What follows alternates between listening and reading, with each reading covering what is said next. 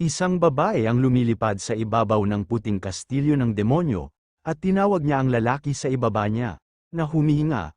Ang puting demonyong si Saint Shenbai, sinabi niya na ang kanyang kabiguan sa misyon ay naglagay sa kanya sa isang napakasamang kalagayan, at inutusan niyang pumunta sa impyerno. Nagulat si Shenbai nang marinig ang sinabi ng ginang. Hiniling niya sa ginang, na siyang Lady Goddess of Darkness, na maghintay, at hiniling niya na isaalang-alang niya ang kanyang mga nakaraang nagawa upang bigyan siya ng isa pang pagkakataon. Ngunit ipinahayag ng Lady Goddess of Darkness na ang mga mababang tao ay walang karapatang humiling ng mga pagkakataon, kaya ang kanyang puting demonyong kastilyo ay mapapawi kasama ng kadiliman. Ang kadiliman ay nagsimulang tumaas mula sa ibaba, at nagsimulang ubusin ang puting demonyong kastilyo. Umuungol si Shenbai sa sakit nang magsimulang gumuho ang konkretong sahig na kanyang kinatatayuan. Nang mahulog siya sa kadiliman, nagprotesta si Shenbai na natapos na niya ang halos 100 gawain para sa Lady Goddess of Darkness, ngunit dahil lamang sa isang kabiguan, siya ay mapapawi. Nagsimulang magwatak-watak ang katawan ni Shenbai, at nang mapagtanto niyang lahat ng yun ay nangyayari dahil lamang sa siya ay isang mababang tao, nangako siya na tatanggi siyang tanggapin ito, at hindi siya magpapasakop.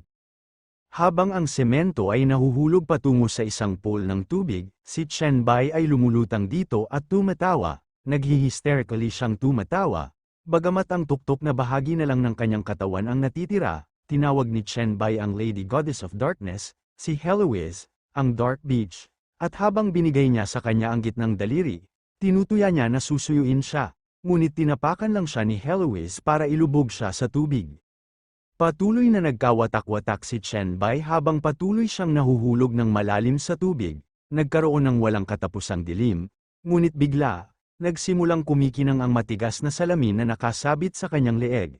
Tila nagsimula itong sumipsip ng enerhiya at baligtarin ang isang bagay. Biglang umupo si Shenbai mula sa isang kama habang kinukuha pa rin ang gitnang daliri at nagmumura. Nagulat si Shenbai nang may napansin siyang kakaiba. Nagulat siya na hindi siya patay, at habang nakatingin siya sa paligid, napagtanto niya na siya ay nasa dorm mula sa kanyang mga araw sa kolehiyo, kaya naisip niya kung paano siya napunta doon noong siya ay pinatay ng Beach Heloise. Pinag-isipan ni Shenbai na ang mga dekada ng pagsubok ay parang totoo, kaya naisip niya kung ito ay maaaring isang panaginip, ngunit bigla, napansin niya ang matigas na salamin na nakasabit sa kanyang leeg. Ang matigas na salamin na yun ay ang bagay na nakuha niya 20 taon pagkatapos ng pagdating ng Universal Will nang magsimula ang paglilitis. Ito ang pinaka-natatanging bagay na nakita ni Shenbai. Dahil hindi ito makapagpakita ng anumang mga katangian at hindi masisira, kaya palagi niya itong itinatago, at naalala niya na ang buhangin ay nasa ibaba, na hindi dumaloy kahit nakabaligtad, ngunit sa kasalukuyan, ito ay nasa itaas. Napagtanto ni Shenbai na ang buhangin ay umaagos pabalik at ang oras ay bumabaliktad, kaya tiningnan niya ang kanyang telepono upang makita kung ano ang kasalukuyang oras. Ito ay 5 ng Hunyo taong 2032, 10 araw bago ang pagdating ng Universal Will at ang simula ng paglilitis. Naalala ni Shenbai na makalipas ang 10 araw, noong 15 ng Hunyo, opisyal na darating ang Universal Will at sisimulan ang paglilitis, napapatay ng higit sa 70% ng sangkatauhan. Ang mga namatay na tao ay magiging iba't ibang mga zombie at halimaw, lahat ng mga karaniwang armas ay mabibigo, at masasaksihan ng mundo ang pagkamatay nito sa loob lamang ng isang gabi. Gayunpaman, kasama ang mga panganib ng Universal Trial ay dumarating ang mga pagkakataon dahil ang mga nakaligtas ay gising ng mga likas na kakayahan, at maraming mahiwagang kagamitan at mga bagay mula sa iba't ibang mga kopya ay bababa din sa Earth kasama ang Universal Will. Ang mabubuting bagay na yun ay nakaakit pa nga ng isang Diyos na kumokontrol sa mga tuntunin ng sansinukob, at ang mga Diyos na yun ay hindi maaaring direktang makialam sa paglilitis, kaya't naaakit nila ang mga tao sa ilalim ng pagkukunwari ng proteksyon sa pagtatangkang makakuha ng mga benepisyo mula rito. Naalala ni Shenbai na sa kanyang nakaraang buhay, hindi siya sapat na malakas, kaya pagkatapos magbayad ng malaki, sa wakas ay sumali siya sa ilalim ng utos ni Heloise. Desperado niyang natapos ang gawaing itinalaga nito sa kanya upang subukan at pahusayin ang kanyang katayuan, Ngunit hindi niya inaasahan na mabubura dahil lamang sa isang nabigong misyon. Sinusuri ni Chen Bai ang kanyang telepono, at ang mga tao ay nagpo-post ng mga tanong tungkol sa kung nakakita sila ng bagong uri ng rabies o zombie mula sa isang pelikula dahil ang mga pasyente sa Jiangsheng First Hospital ay nababaliw at nakakagat ng mga tao, at isa pang tao ang nag-post na ito ay hindi kapanipaniwala dahil ang isang katawan sa gitna ng forensic dissection sa opisina ng Jiangsheng Medical Examiner ay nagising. Matapos silang makita, iginiit ni Chen Bai na sa oras na yun, dapat siyang maging mas malakas, sapat na malakas upang hindi umasa sa sinuman o sinumang Diyos, ngunit itinuwid niya ang kanyang sarili habang sinasabi niyang magiging sapat ang kanyang lakas upang durugin maging ang mga Diyos sa ilalim ng kanyang mga paa, kaya dapat maghintay lang si Heloise. Pagkalipas ng ilang sandali, dumating si Chen Bai sa isang ospital, at naaalala niya na 10 taon pagkatapos magsimula ang paglilitis, may nagsabing natuklasan niya ang tanging paraan upang i-upgrade ang mga likas na kakayahan, at binanggit niya na 10 araw bago magsimula ang pagsubok, ang likas na ang mga kakayahan ay talagang naging epektibo, at kung matuklasan at magamit ng isa ang kanilang likas na kakayahan, maaari nilang i-upgrade ang mga ito. Pumasok si Chen Bai sa ospital, at sinabi niya na sa kanyang nakaraang buhay, ang kanyang likas na kakayahan ay i-rank virus resistance, at ayon sa pamamaraan, ipinaliwanag niya na upang ma-upgrade ang kanyang likas na kakayahan, dapat niyang gamitin ang virus upang mag-trigger at palakasin ito ng maaga. Nakikinig siya sa isang doktor na nakatayo sa harap ng silid ng isang pasyente na nakikipag-usap sa isang nurse tungkol sa mga kakaibang sintomas na tunay na hindi pa nagagawa, at napansin ng nurse na pakiramdam niya ay katulad lang ng pasyente sa mga pelikula. Umalis ang doktor at ang nurse, sa loob ng silid, isang pasyente ang nakatali, ang kanyang bibig ay nakabusangot din, at ang kanyang mga ugat ay lumalabas sa kanyang balat habang ang kanyang mga mata ay ganap na puti. Si Chen Bai ay nakatayo sa tabi ng pasyente, at kinumpirma niya na ito ay talagang isang zombie. Kumuha ng hyringilya, naghanda si Chen Bai na ipasok ito sa isa sa mga ugat ng zombie, at sinabi niya na para magamit at sanayin ang kanyang likas na kakayahan sa paglaban sa virus, maaari lang siyang umasa sa kanya. Ipinasok niya ang hyringilya at sinimulang ilabas ang lilang dugo ng zombie. Nang mapuno ang hyringilya, inilabas ito ni Chen Bai, at iginiit niya na dapat sapat na ang mga iyon para ma-trigger niya ang kanyang likas na kakayahan. Makalipas ang ilang sandali, bumalik si Chen Bai sa dorm, at nang ituro niyang walang tao, binanggit niya na alam niyang buong magdamag silang nagpuyat, inilabas ang hyringilya, kinakabahang tiningnan nito ni Chen Bai, at naisip niya na kung mali ang teoryang yun, baka doon lang siya mamatay. Ngunit nagpasya siyang kalimutan na lang ito, at habang tinuturok niya ang likido sa kanyang braso, naalala niya na bago ang pag-reset, nahirapan siya sa loob ng mga dekada bilang isang mahina, halos hindi nakaligtas hanggang sa wakas ay nakagawa siya ng ilang pag-unlad. Habang siya ay umuungol sa sakit habang ang kanyang mga ugat ay lumalabas sa kanyang balat, naisip ni Chen Bai na kung gisingin niya muli ang isang i-rank na likas na kakayahan sa oras na yun, kahit na alam niya ang hinaharap, siya ay makaligtaan ng mga pagkakataon dahil sa pagiging masyadong mahina, kaya baka mamatay na lang siya sa sandaling iyon kaysa magsimulang muli at mahina pa rin. Biglang bumagsak si Chen Bai sa lupa, at humihingal siya. Biglang dumating si Chen Bai sa isang lugar na puno ng mga voids, at habang siya ay nakaluhod sa sakit, lumitaw si Heloise sa kanyang harapan. Hinihikayat ni Heloise si Chen Bai, hinimok niya siya na talikuran ang paglaban at yakapin ang kadiliman dahil, bilang isang mababang tao, ang pagiging bahagi ng kadiliman ay ang kanyang pinakaangkop na wakas. Nahirapan si Chen Bai habang sinusubukan niyang tawagan ang pangalan ni Heloise, tinipon niya ang lahat ng kanyang lakas at nangakong sasakupin niya ito, kaya walang paraan na mahuhulog siya doon. Bumalik sa dorm, si Chen Bai ay nakatayo sa balkonahe, at siya ay tila isang walang laman na sisidlan. Biglang bumukas ang pinto ng kwarto, at habang nakatingin si Chen Bai sa likuran niya para makita kung sino yun, ang mukha niya ay kamukha ng pasyente sa ospital, at ang 3 lalaking papasok lang sa kwarto ay natakot nang makita nila ito. Nagsimulang maglakad si Chen Bai patungo sa kanila, at handa silang ipaglaban ang kanilang buhay habang nagtatanong sila kung ano ang nangyayari. Tinawag nila ang pangalan ni Chen Bai, at biglang bumalik sa katinoan si Chen Bai. Nagkaroon ng sandali ng awkward na katahimikan sa pagitan nilang apat habang sinubukan ni Chen Bai na i-proseso ang sitwasyon. Casual na tinanong ni Chen Bai ang tatlo kung babalik sila. Pumasok siya sa banyo at inihayag na maghuhugas siya ng mukha. Ngunit mukhang may pag-aalinlangan ang mga lalaki.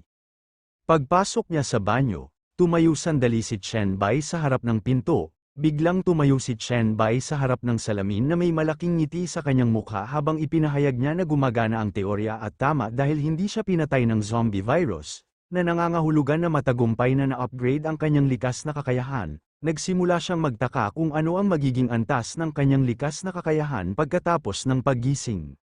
Biglang nagliwanag sa kanya ang isang liwanag, at binati siya ng isang boses sa pagiging pioneer, na natanggap ang titulong pioneer at paggising ng maaga, at nakilala ni Chen Bai na ito ang tinig ng Universal Will, na pagtanto ni Chen Bai na nagising na siya, kaya inutusan niyang buksan ang interface ng pamagat, ipinakita ng interface na ang mga nakatuklas, gumagamit, at nagsasanay ng kanilang mga kakayahan bago magsimula ang pagsubok ay maaaring magkaroon ng titulong pioneer. Iyon ay maaaring tumaas ang lahat ng mga katangian ng 5%, dagdagan ang karanasan na nakuha ng 10%, at gisingin ang panel ng katangian ng maaga, at nang makita ni Chen Bai ang pagtaas ng porsyento, sinabi niya na ito ay isang perpektong pamagat.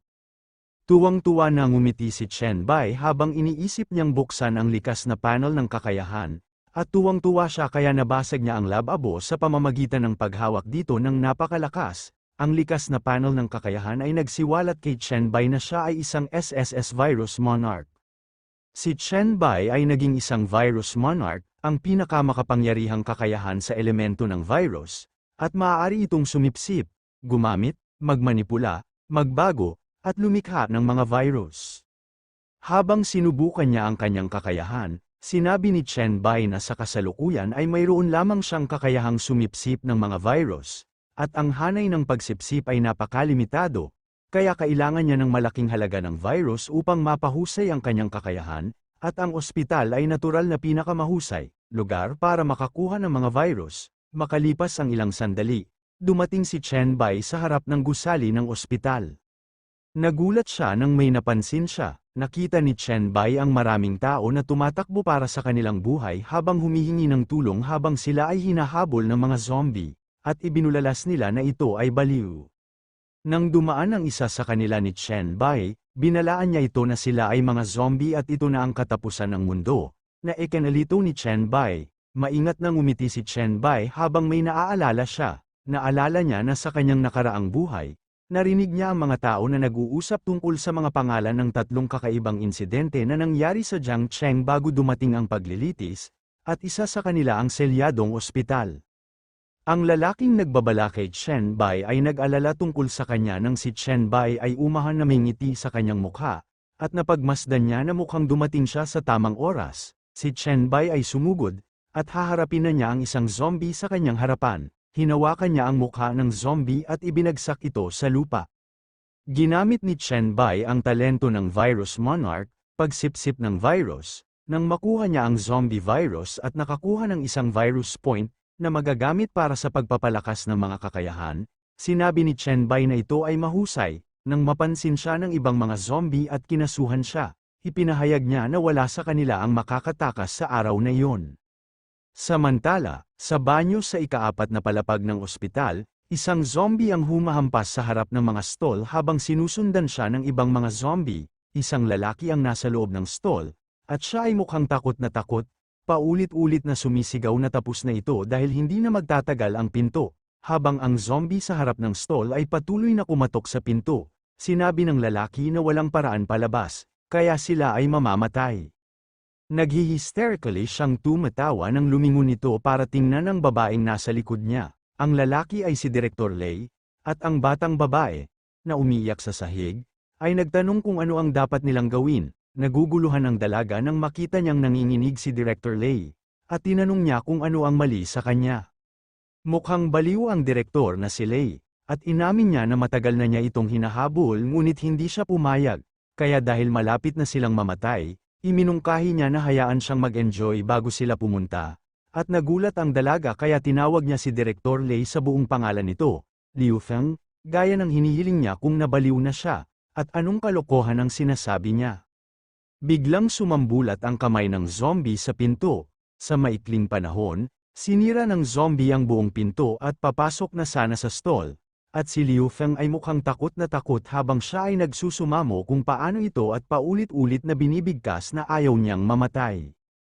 Nagulat ang dalaga nang biglang hinawakan ni Liu Feng ang braso nito. Hinayla siya ni Liu Feng at itinulak patungo sa zombie. Ginamit siya bilang isang kalasag ng tao habang siya ay sumisigaw at patuloy na ipinahayag na ayaw niyang mamatay. Tumakbo siya patungo sa bintana habang iniisip kung paano sila nasa ika-4 na palapag. Hinabol ng zombie si Liu Feng, at mukhang desperado siya habang bumubulong na ika-4 na palapag pa lang yun. Biglang dumaikit ang kanyang katawan sa bintana habang lumilipad ang zombie mula rito at bumagsak sa lupa. Si Liu Feng ay dumudugo, at siya ay walang malay habang ang kanyang katawan ay nakasabit sa gilid ng bintana. Makalipas ang ilang minuto, maraming katawan ng mga zombie ang nakahiga sa lupa. Si Chen Bai ang tumalo sa kanila. Sa sandaling iyon nakapunta si Chen Bai sa ika-4 na palapag, at nadatnan niya ang batang babae na itinulak ni Liu Feng patungo sa mga zombie kanina. Ang batang babae ay namimilipit sa lupa, naging isang zombie, at nabanggit ni Chen Bai na ito ay mahusay dahil siya ay isang miyembro ng medikal na kawani, at mukhang siya ay nakagat lamang. Iminungkahi ni Chen Bai na dapat ay may oras pa, at ginamit niya ang kanyang husay, pagsipsip ng virus, sa babae, habang hinihigop niya ang virus mula sa batang babae. Inaasahan ni Chen Bai na malapit nang dumating ang militar upang ISIL ang lugar, kaya kailangan niya ng isang taong nakakaunawa sa ospital upang manguna. Sinabi ni Chen Bai na susubukan niyang sipsipin ang lahat ng zombie virus sa loob ng babae, at makikita nila kung mapipigilan niya ito na maging zombie. Biglang bumalik ang kulay ng mga mata ng dalaga, mabilis siyang umupo, labis na nagulat, at inihayag ni Chen Bai na gumana ito. Mabilis na lumingon ang dalaga kay Chen Bai at nagpasalamat sa kanya. Napansin ni Chen Bai sa dalaga na tila hindi pa siya tuluyang nawala ng malay, at nang makumpirma ng dalaga na alam niya ang nangyari, hinawakan ni Chen Bai ang kamay nito at sinabing kailangan niya kaagad ng tulong. Mahiyain na sagot ng dalaga na walang problema. Pero gusto muna niyang magpalit ng damit, ngunit bigla siyang kinaladkad ni Chen Bai at iginiit na walang oras, kaya dapat na lang niya itong dalhin sa lugar sa ospital na may pinakamaraming virus. Makalipas ang ilang sandali, dumating sila sa laboratorio. Ipinaliwanag ng batang babae kay Chen Bai na ang laboratorio ay kung saan ang ospital ang may pinakamaraming virus, dahil ang lahat ng mga clinical na sample mula sa mga pasyente ay sinusuri doon, at habang si Chen Bai ay kumuha ng ilang mga vial, kinumpirma niya na ang mga iyon ay dapat na sapat. Sinimulan niyang ibuhos ang mga virus sa isang beaker, na ikinagulat ng batang babae, at tinanong niya ito kung ano ang pinaplano nitong gawin. Ngunit hinimok lang siya ni Chen Bai na tumahimik sa halip na sagutin ang kanyang tanong.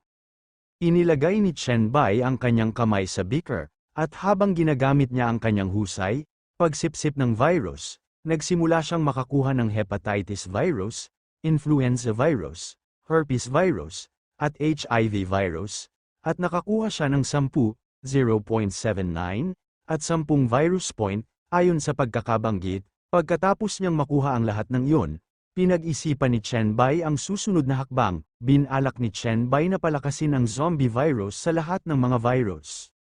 Binigyan siya ng mga bagong virus na mapagpipilian, ang Dark Light virus, Ancestor virus, T-virus, at Coxsackie virus, at pinag-iisipan ni Chen Bai kung ano ang pinakakapakipakinabang para sa pagpapahusay ng kanyang lakas sa ngayon. Ininspeksyon ni Chen Bai ang Dark Light virus, kung saan matagumpay niyang nakuha ang pangunahing kakayahang mag-evolve at lumamon. Pinapataas nito ang lahat ng kanyang mga katangian ng 10 at ang kanyang kakayahan sa pagpapagaling sa sarili ng 200%.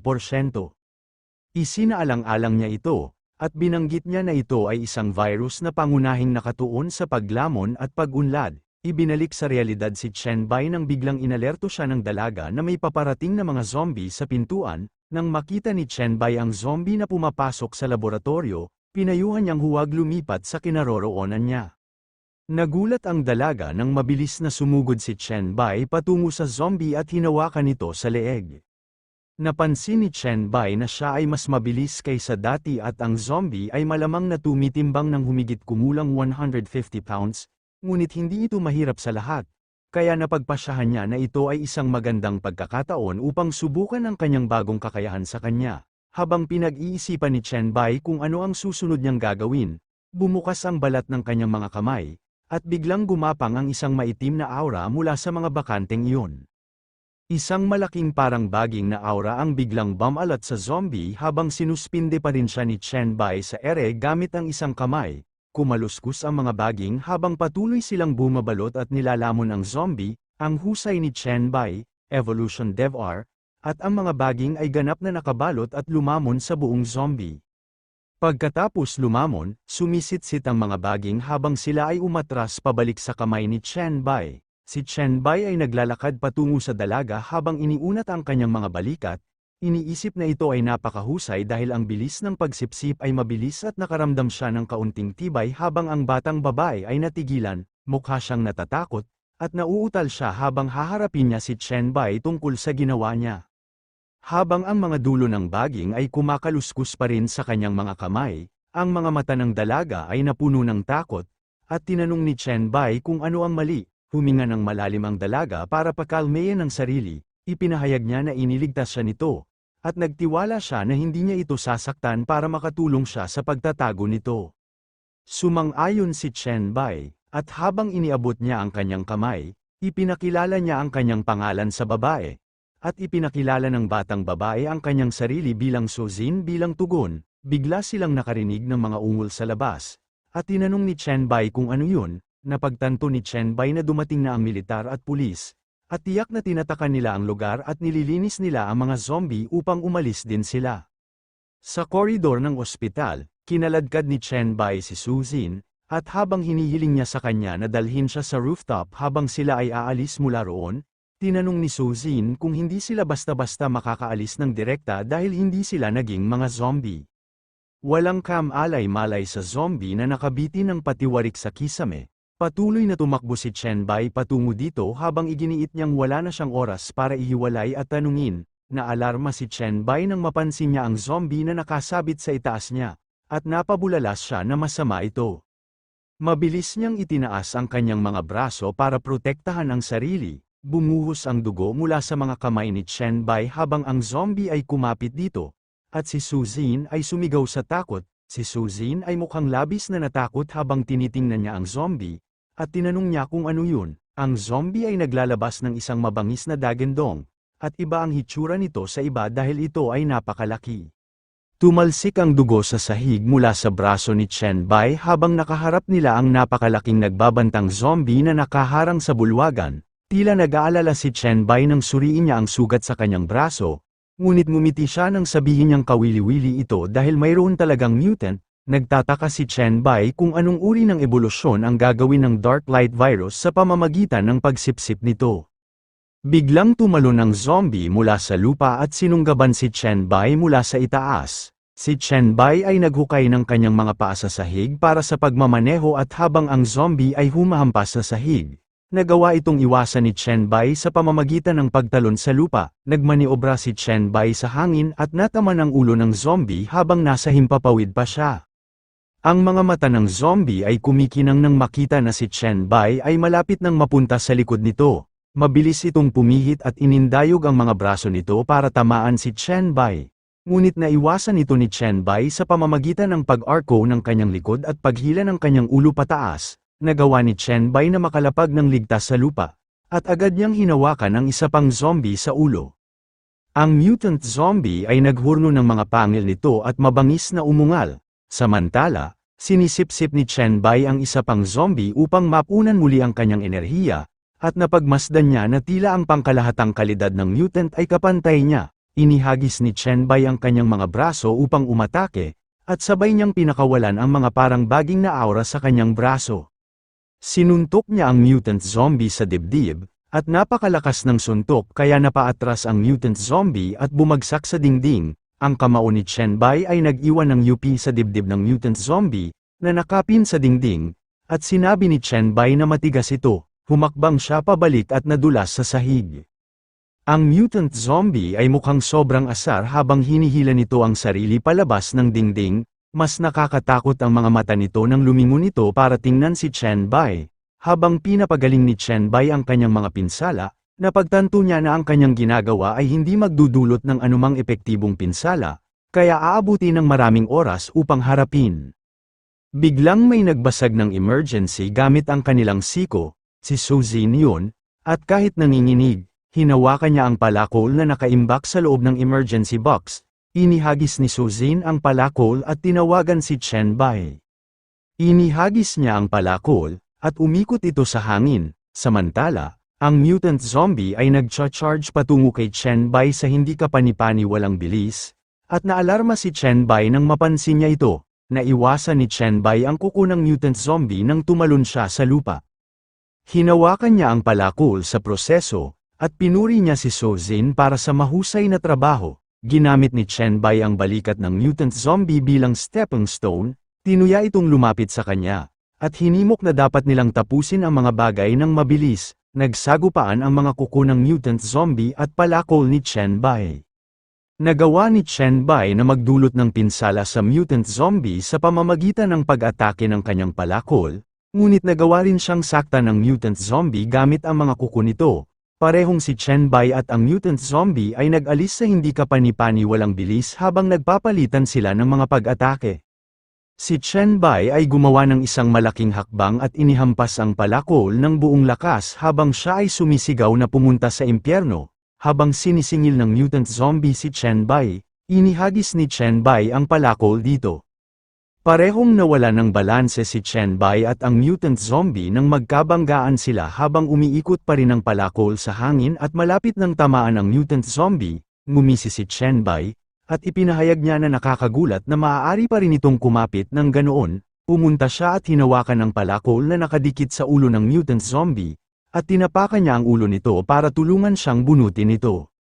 Habang hawak niya ang palakol, pinayuhan ni Chen Bai na huwag iwanan ang mga sugat na hindi nakapatch at binalaan itong mag-ingat kapag malapit na ang anibersaryo ng kamatayan nito. Biglang nagdugo ang mga mata ng mutant zombie, nagpop ang mga ugat nito, at napuno ito ng galit. Nahuli si Chen Bai habang biglang hinawakan siya ng mutant zombie at hinampes sa dingding.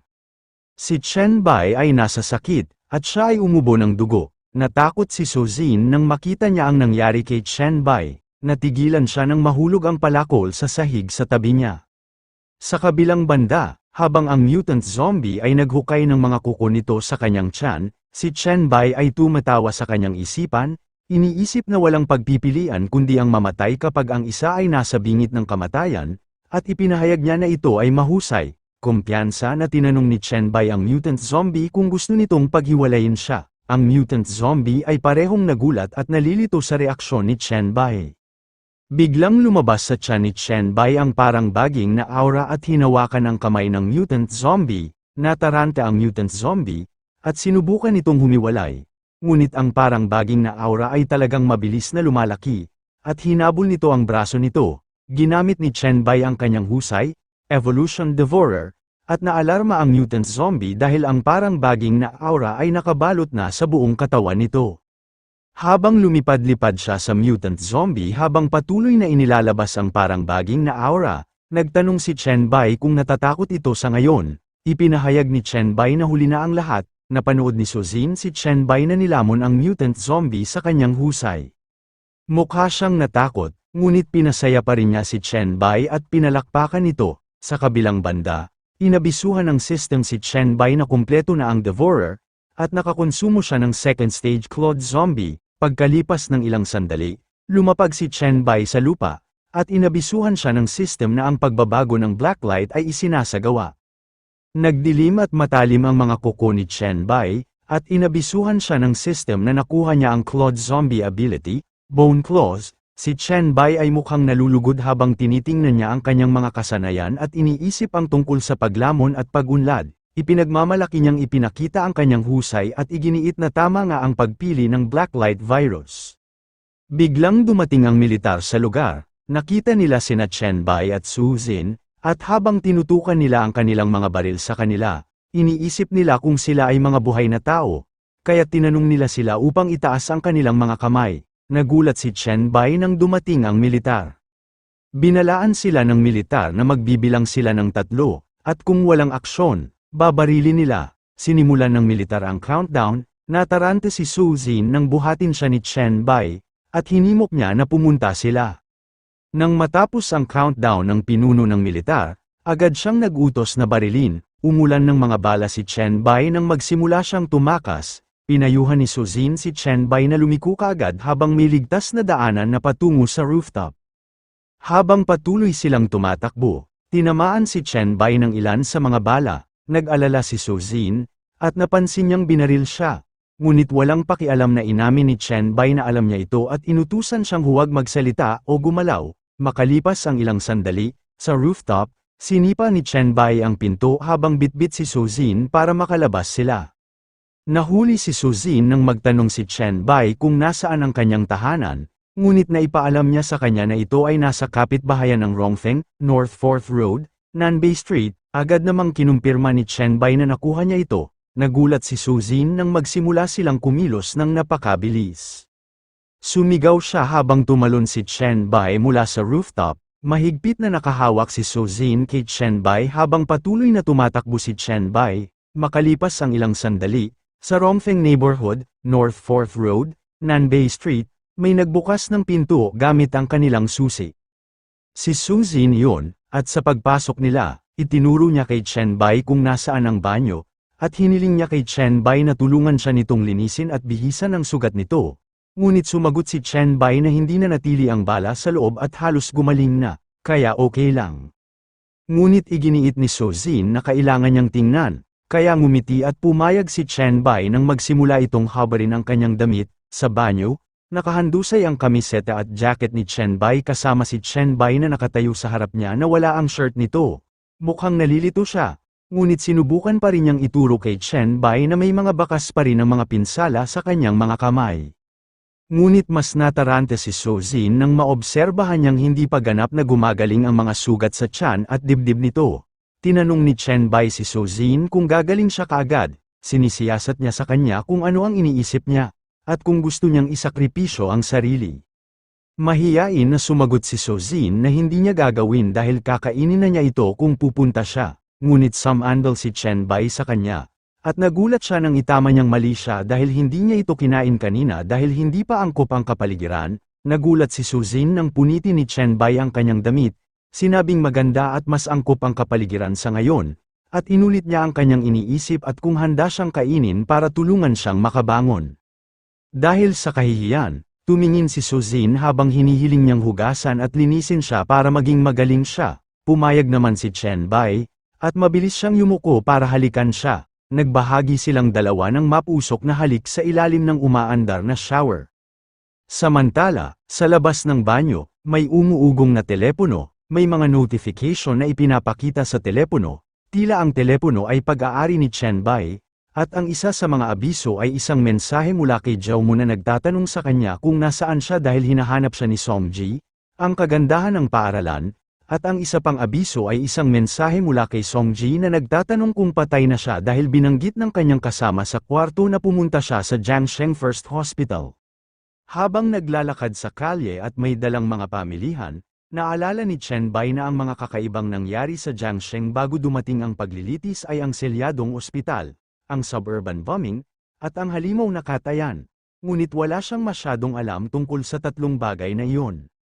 Binanggit ni Chen Bai na napakakaunting impormasyon tungkol sa nangyari bago dumating ang paglilitis, at tila walang gaanong pakialam, paminsan-minsan lang itong binabanggit sa casual na pag-uusap, at sinabi ni Chen Bai na talagang nagdudulot ito sa kanya ng sakit ng ulo. Biglang tinawagan ni Su Jin si Chen Bai, at nang tanggapin niya ang tawag, agad niyang ipinaalam na bumili siya ng almusal para makabalik siya sa lalong madaling panahon. Ngunit iniulat ni Su Jin na 2 tao ang dumating na naghahanap sa kanya. Binanggit ni Song Zekyong na gustong makita siya, na ikinaintriga ni Chen Bai. Sa pagmamasid sa mga lalaki sa pamamagitan ng peephole, ipinahayag ni Su Jin na ang mga taong naghahanap sa kanya ay hindi mukhang mabubuting tao sa kanya, at kung sasabihin nilang gusto siyang makita ni Song Zekyong, malamang na-scam ito dahil si Song Zekyong ang reyna ng Jiangsheng. Nabagabag si Su Jin, at tinanong niya si Chen Bai kung ano ang dapat niyang gawin, kaya pinayuhan ni Chen Bai ang mga lalaking iyon na hindi nagsisinungaling at dapat niyang sabihin sa kanila na maghintay sa labas. na sinang-ayunan ni Suzin. Alam ni Chen Bai na si Song Zikyong ang ina ni Song Ji, isang kaklase niya na may ilang gusot sa kanya.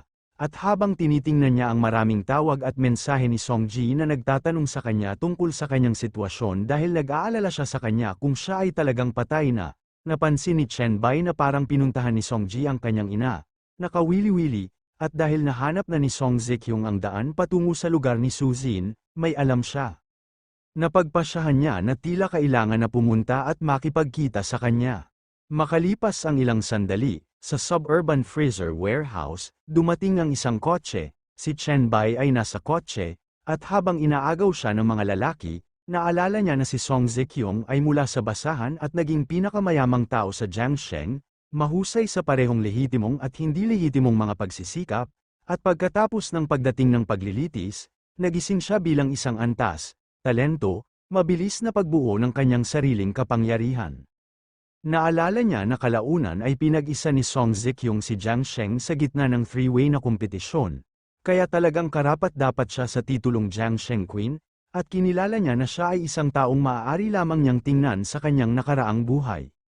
Itinuring ni Chen Bai na iba ang mga bagay sa ngayon, at kung maaari niyang i-recruit si Song Zikyong sa kanyang tabi, marami pa siyang magagawa sa pagitan na iyon bago ang paglilitis. Habang patuloy na naglalakad si Chen Bai, isang babae ang nakatayo sa kanyang harapan. Nasa suburban freezer warehouse corridor sila, at ang lalaki sa tabi ni Chen Bai ay agad na yumuko at binati si Song Zikyong, na ipinaalam sa kanya na dumating na si Chen Bai. Agad namang humingi ng paumanhin si Song Zikyong kay Chen Bai sa pagpapapunta sa kanya doon, at ipinaliwanag niya na hindi talaga siya makalayo. Direktang tinanong ni Chen Bai si Song Zikyong kung may gusto siyang makita. Inihayag ni Song Zikyong na tinawagan niya siya dahil tumakbo si Song Ji pauwi. Ipinahayag na wala siyang contact sa Jiangsheng First Hospital, at hiniling siyang tumulong. Ibinunyag niya na tinawagan niya ito doon upang makita kung anong uri ng lalaki ang maaaring magpakaba kay Song Ji at kung ano ang kaakit-akit sa kanya. Ngunit hindi binili ni Chen Bai ang dahilan ni Song Zikyong, kaya tinanong niya ito kung ano ang tunay na layunin nito. Inamin ni Song Zikyong na medyo prangka siya. Kaya hindi rin siya tumatalo sa paligid, inalok niya si Chen Bai na maging kanya, at iminungkahi niya kung gusto rin niya si Song Ji. Ang pagiging manugang niya ay hindi sa tanong, nag-alinlangan si Chen Bai na may dahilan siya para kunin siya. Sinabi ni Song Zikyong, nang makita ang kanyang kabayanihan na pagganap sa ospital, sino man ay magkakaroon ng damdamin, namangha si Chen Bai nang marinig niya ang tungkol sa ospital. Siya ay mukhang balisa habang nagtatanong siya ay naalala niya na sinira niya ang pagbabantay at supply ng kuryente ng ospital, at tinanong niya ito kung paano niya nalaman at kung paano niya ito natagpuan ng napakabilis. Habang nag-click siya sa elevator, inirerekomenda ni Song Zikyong na huwag maliitin siya dahil, kahit papaano, sa oras mula sa lobby hanggang sa monitoring room, matutuntun pa rin siya ng kanyang mga tao. Ipinakita ni Song Zikyong kay Chen Bai ang kanyang telepono, at maginhawang ipinahiwatig niya na mayroon siyang tao sa ospital. Sa kanyang telepono, may mga mensahe mula sa isang batang babae na nagngangalang Ellen na humihingi ng tulong kay Song Zikyong dahil siya ay nakulong sa Ward 523 sa ikalimang palapag. Ngunit habang nakikipag-usap si Song Zikyong ay nagpadala siya ng isang tao. Ipinaalam sa kanya ni Ellen na ayos na siya dahil pinatay ng isang napakalakas na tao ang lahat ng mga zombie, pero akala ni Song Zikyong dapat nagbibiro siya. Nagpadala si Ellen ng video kay Song Zikyong kung saan magkasamang tumatakbo sina Chen Bai at Suzin sa koridor ng ospital bilang ebidensya. Iminungkahi ni Song Zikyong na medyo maganda ang kanyang swerte dahil sa mga nakaligtas na inilabas mula sa paghihiwalay ng mga tropa noong umagang yun. Nakatagpo niya ang isang kasamahan ni Suzin na medyo pamilyar, si Liu Feng. Parang may naalala si Chen Bai nang marinig niya ang pangalan ni Liu Feng.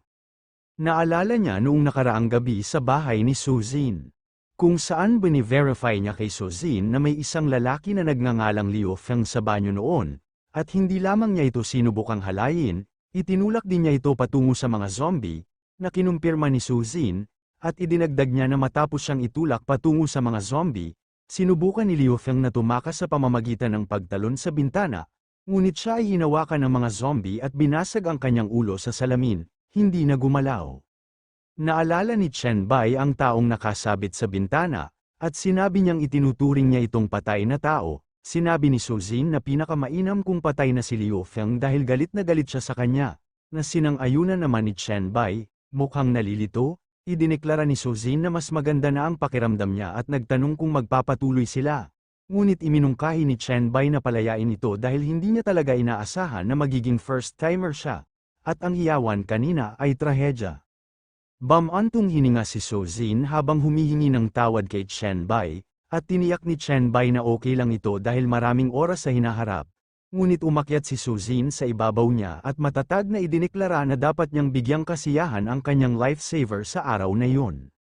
Bumalik sa Suburban Freezer Warehouse, sa Corridor Freight Elevator 1F, tinanong ni Chen Bai si Song Zekiong kung masasabi niya sa kanya kung nasaan ang mga nakahiwalay na nakaligtas, at nangako si Song Zekiong na isisiwalat niya ito kung siya ang magiging lalaki niya. Ipinahiwatig ni Chen Bai na minamaliit niya siya, kung saan kinilala ni Song Zekiong, at nag-propose siya sa ganoong impormasyon. Siyempre, hindi niya kayang pantayan ang kanyang husay, ngunit pinutol siya ni Chen Bai at nilinaw, binanggit na hindi siya naiintindihan dahil kung ano ang ibig niyang sabihin ay kakaunti lang ang alam niya tungkol sa kanya, at kung marami pa siyang alam, mauunawaan niya. Pinagtibay niya na hindi siya maaaring maging lalaki niya. Ipinakita ni Chen Bai ang kanyang mga kuko sa buto kay Song Zekiong at iginiit na siya ang dapat maging kanya. Mabilis na kumilos si Alan upang protektahan si Song Zekiong, habang pinag-iisipan ni Song Zekiong kung ito ay mutation ng zombie virus. Ipinakita ni Chen Bai ang kapangyarihan ng mga kuko ng buto at naitama na mali siya. Iminungkahi niya kay Song Zekiong na linawin niya kung ano ang mangyayari kung pumayag itong maging babae niya. Ngunit sumulong si Song Zekiong, na nag-alala kay Alan, at ipinaglaban niya na minamaliit niya ito dahil hindi niya ito mapapanalo batay lamang sa mga kuko na yun. At saka, mayroon na siyang bata at magandang nurse, kaya hindi niya maintindihan kung bakit interesado siya sa isang matandang tiyahin na tulad niya. Nakita ni Chen Bai ang mukha ni Song Zekiong habang inamin niyang walang sinuman ang hindi matutukso ng napakagandang babaeng may asawa, at ipinaliwanag niya na lahat ay may lakas at kahinaan, kaya kahit sa mga araw na iyon bago ang apocalypse, marami pa siyang magagawa, para sa kanya kaysa paginhawahin siya. Nang marinig ni Song Zekiong ang tungkol sa apocalypse, nag-aalinlangan siya dahil iilan lang itong mga zombie, ngunit nilinaw ni Chen Bai na ang mga zombie ay hindi man lang karapat-dapat na tawaging warm-up.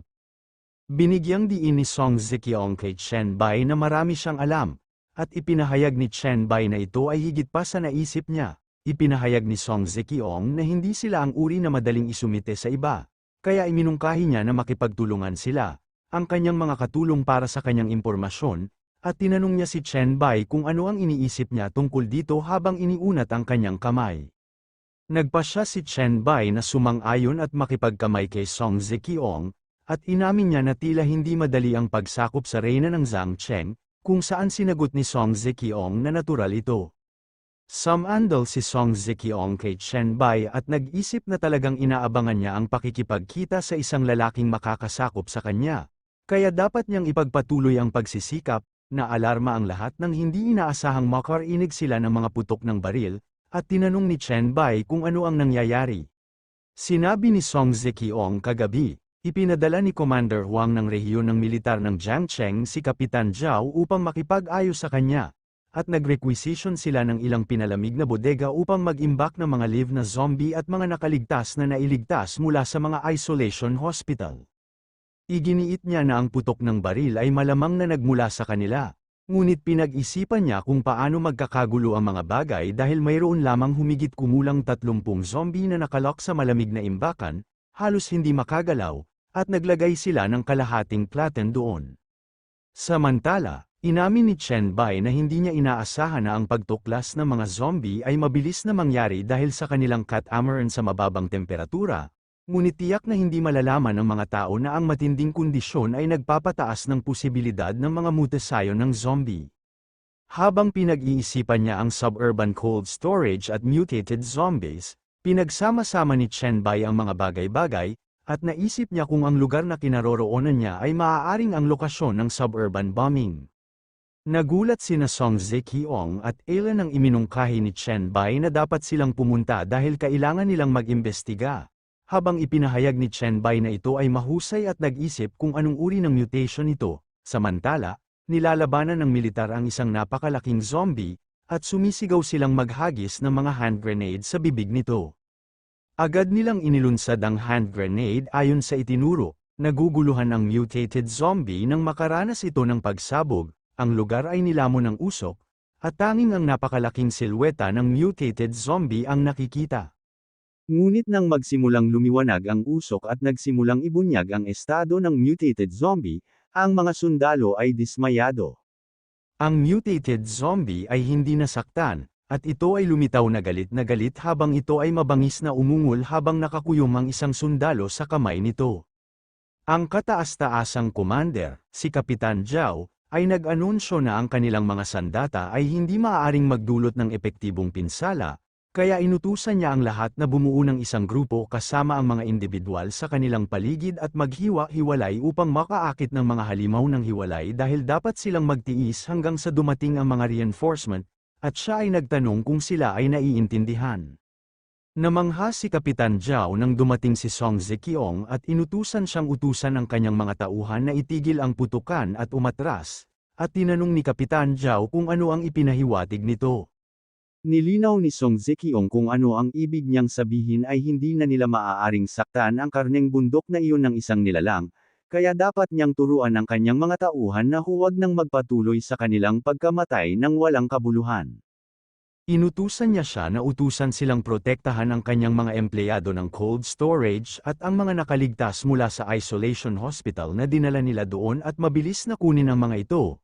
Ngunit tinutulan ni Kapitan Zhao na imposible ito dahil hindi mabagal ang mutated zombie, kaya walang makakatakas nang walang pumipigil dito. Sa kabilang banda, si Lulei, na tila isang empleyado, ay nasa bingit ng paghuli ng mutated zombie. Samantala, inutusan ni Song Zekiong na sundin ang kanyang mga utos at huwag mag-alala tungkol sa halimaw dahil may tutugan dito. Gaya ng itinuro ni Song Zekiong, nagpakita si Chen Bai at hinawakan ang kamay ng mutated zombie gamit ang kanyang bone claws, at si Lulei ay nailigtas ng mga sundalo. Sinabi ni Chen Bai na nagsagawa lamang siya ng isang casual na grab, ngunit halos ma-dislocate niya ang kanyang sarili at nakilala na ang mutated zombie ay lumaki sa isang lawak na tila hindi ito mapapamahalaan ng puwersa. Ang mutated zombie ay ibinaba ang kanyang braso upang hampasin si Chen Bai sa harap nito, ngunit si Chen Bai ay kumilos ng napakabilis na nagdulot siya ng maraming hiwa sa braso ng mutated zombie sa halip. Ang mutated zombie ay tila nawala ng balanse, habang si Chen Bai ay ligtas na nakarating sa lupa. Nakatayo lang si Chen Bai sa harap ng galit na galit, mutated na zombie, nakakabawi lang ng balanse nito, at tila tinutuya niya ito. Naobserbahan ni na Song Zekiong at Kapitan Zhao ang pag-ugoy muli ng mutated zombie, ngunit sa pagkakataong ito ay tumama ito sa gusali sa tabi nito, at nagsimulang magkalat ang mga hiwa ng karne sa lahat ng dako kasama ang nabasag na konkreto. Tinanong ni Kapitan Zhao si Song Zekiong kung ano si Chen Bai at kung nag-aalaga siya ng isang halimaw, ngunit tinanong lang ni Song Zekiong kung ano ang tinutukoy niya dahil tao si Chen Bai at siya ang kanyang kapareha. Bumalik sa labanan, nagulat ang mutated zombie nang tumayo si Chen Bai sa ibabaw ng tumpok ng karne, at pinagbawalan niya itong kainin ang mga karneng yun. Nagkomento si Chen Bai na nilulustay nito ang lahat ng karneng yun, at ginamit niya ang kanyang husay, Evolution Dev R. Nagalit ang mutated zombie nang maobserbahan nitong nilalamon ni Chen Bai ang lahat ng karneng yun, kaya muling inindayog nito ang braso para maghatid ng suntok. Isang bugso ng hangin ang tumama kina Song Zekiong at Captain Zhao, na nanunood mula sa gilid habang ang suntok ng mutated zombie ay gumawa ng impresyon. Mahusay na naiwasan ni Chen Bai ang pag-atake ng mutated zombie sa pamamagitan ng paglukso palabas ng gusali, at habang siya ay nasa kalagitnaan ng hangin, inabisuhan siya ng system na ang paglamon sa malaking dami ng frozen na karne ng baka ay natapos na at ang black light virus ay umunlad, na bahagyang nagpapataas ng kanyang lakas at tibay. Inamin ni Chen Bai na ito ay tunay na premium na karne ng baka dahil hindi lamang nito napunan ang kanyang enerhiya, nag-upgrade din ito, at binigyang diin niya na sinusubukan ng mutated zombie na maglagay muli, kaya tila halos maubos na ito. Habang ang naka-mutate na zombie ay nagkukumahog sa loob ng gusali, Si Chen Bai ay umikot sa hangin upang iposisyon ang sarili sa likuran ng mutated zombie. Ginamit ni Chen Bai ang kanyang mga kuko sa buto at inihayag na oras na para mamatay. Nagulat ang mutated zombie nang maramdaman nito kung ano ang nalalapit. Gayunpaman, hindi nito nagawang iwasan ang welga ni Chen Bai, kaya nakatanggap ito ng direktang tama sa ulo, at parehong namangha sina Song Zekiong at Captain Zhao nang bumagsak ito sa lupa. Si Chen Bai ay nakatayo sa ibabaw ng ulo ng mutated zombie at hinuhukay ang kanyang mga kuko dito, habang kinukuha niya ang kanyang kamay, namangha siya habang gumagalaw pa rin ang kamay ng mutated zombie, at malapit na siyang makalusot sa pagitan nila. Ngunit ngumiti si Chen Bai at ipinahayag na ito ay maayos na oras. Inilabas niya ang kanyang parang baging na aura at binitag ang malalaking kamay na yun. Samantala, nang masaksihan yun ni Kapitan Zhao, natakot siya, at idineklara niyang tiyak na hindi ito magagawa. Ginamit ni Chen Bai ang kanyang husay, Evolution Dev R, at ang kanyang malabaging na aura ay agad na pinalibutan ang mutated zombie. Gaya ng naobserbahan ni Kapitan Zhao, naisip niya na tiyak na hindi maaaring maging tao si Chen Bai. Nagulat si Song Zekiong nang marinig niyang iginiit ni Kapitan Zhao na hindi makagalaw ang mga halimaw na yun, at tila may ginagawa siya. Nagmamadaling humiling si Kapitan Zhao sa radyo kung dumating na ang kanilang mga reinforcement, at habang naghahanda siyang pahintulutan ang paglulunsad ng missile, i-relay na niya ang mga coordinate, ngunit naantala siya. May tumapik sa balikat niya. Tila natakot si Kapitan Zhao nang makita niya kung sino yun. Binibigyan siya ni na Song Zekiong at Ela ng makabuluhang hitsura habang pinayuhan siya ni Song Zekiong na manatiling composed at mag-isip ng mabuti dahil kasalukuyang tinutulungan sila ni Chen Bai, at iniligtas niya siya. Si Song Zekiong ay mukhang nananakot, at pinayuhan niya na huwag gumawa ng mga handgal na gawain o ito ay magtatapos sa kapahamakan para sa lahat. Pagkalipas ng 10 minuto, ang mga rifle ay gumagawa ng mga tunog ng pag-click habang sila ay nakalock at nagkarga. Ang mga reinforcements ang kara-rating lang, at agad nilang pinalibutan si Chen Bai. Nagulat si Song Zekiong nang ipahayag ni Kapitan Zhao sa radyo na may mga bala at dapat na alerto ang lahat. Mabilis niyang nilapitan si Kapitan Zhao at pinaalalahanan siya na hindi niya dapat kalimutan ang kanyang nabanggit, at sumagot si Kapitan Zhao na alam niya, kaya kung hindi umatake si Chen Bai, hindi siya magbibigay ng utos na umatake. Samantala, ipinikit ni Chen Bai ang kanyang mga mata upang masipsip ang mutated zombie, at ang sistema ay nag-udyok na ang unang pagkuha ng variant ng zombie virus na Flesh Mountain ay nagbigay sa kanya ng anyo ng lakas, isang pangunahing pakinabang na 500 mga puntos ng virus, at pag-unlock sa talento, virus injection. Binuksan ni Chen Bai ang kanyang mga mata, at ang sistema ay nag-udyok na ang paglamon sa bihirang mutant. Unang yugto ng lakas na uri ng Flesh Mountain zombie, ay lubos na nagpahusay sa lahat ng kakayahan ng Blacklight virus. Sinimulan niyang gamitin ang kanyang bone claws para subukan ito at iwagayway ito sa hangin. Ipinaalam ng system kay Chen Bai na nakuha niya ang kakayahan sa anyo ng lakas ng Flesh Mountain, Heavy Hammer, at agad niyang ginamit ito sa kabilang banda niya upang subukan ito. Sa pagtingin sa mas matalas na mga kuko ng buto na hawak niya, sinabi ni Chen Bai na ito ay talagang isang makabuluhang ebolusyon. Nagmamalaking ipinagmamalaki si Chen Bai habang hawak niya ang mga kuko ng buto sa kanyang kanang kamay at ang heavy hammer sa kanyang kaliwa. Sa pagtingin sa heavy hammer, sinabi ni Chen Bai na maaari niyang maramdaman ang isang hindi kapani-pani walang malakas na puwersa dito. Ngunit sa kasamaang palad, walang dapat subukan ito sa ngayon. Ang heavy hammer ay hamupa habang inabot ni Chen Bai ang kanyang bulsa, at napagmasdan niya na ito ang pinakamalaking pakinabang ng araw. Kinuha ni Chen Bai ang core ng Flesh Mountain. Sa pagtingin dito, nagkomento si Chen Bai na ang core ng Flesh Mountain ay isang napakabihirang material na maaaring magamit sa paggawa ng mga kagamitan, at kung nakahanap siya ng paraan upang makontrol ito, maaari pa niyang gamitin ito upang lumikha ng isang pader ng laman na maaaring lumaki ng walang hanggan. Iniisip ni Chen Bai kung dapat pa ba niya itong pakainin at palagwin ng isa pang Flesh Mountain upang subukan ang lakas nito. Ngunit nagulat si Chen Bai nang tawagan siya ni Song Zekiong, at agad niyang itinago ang core ng Flesh Mountain pabalik sa kanyang bulsa. Sa pagkumpas ng kanyang kamay, iminungkahi ni Song Zekiong na ipakilala niya si Chen Bai kay Lulei, na lumapit sa kanya na may maliwanag na ngiti sa kanyang mukha. Nang makita ni Chen Bai si Lulei, nakilala niya ito bilang isang kilalang mamamahayag sa Jiangcheng at isa ring medyo sikat na celebrity sa internet, at tinanong niya kung siya ba ang lihim na kinukunan siya sa ospital. Kinumpirma ni Lulei na oo, siya yun, at pinasalamatan niya si Chen Bai dahil 2 beses niya itong nailigtas. Sumagot si Chen Bai na nagkataon lang, at habang tinanong siya nito kung nag-record siya noong pinatay niya ang Flesh Mountain, humingi ng paumanhin si Lulei at inamin na ito ang kanyang propesyonal na ugali, ngunit maaari niyang tanggalin ito kung gusto niya, at iginiit ni Chen Bai na dapat niyang itago ito ngunit hindi ipadala ito dahil may gamit siya para dito, at inamin ni Leilei na nakuha niya ito. Tinawag ni Kapitan Zhao si Chen Bai at ipinaalam sa kanya na ang kanilang commander ng distrito ng militar, si Commander Huang, ay umaasa na maipaliwanag niya ang lahat tungkol sa kanyang sarili at kung ano ang alam niya sa militar. Napansin ni Chen Bai si Kapitan Zhao na nakatayo ilang metro ang layo mula sa kanya, sa likod ng barikada, at siya ay hindi makapagsalita. Naalala niya si Commander Huang Xingqiu at binigyang diin na ito ay isang pangalan na mahirap kalimutan dahil, pagkatapos ng mga pagsubok, pinilit ni Huang Xingqiu ang nagising, na mahina at nag-iisa, na ginagamit ang mga ito tulad ng mga baboy at aso.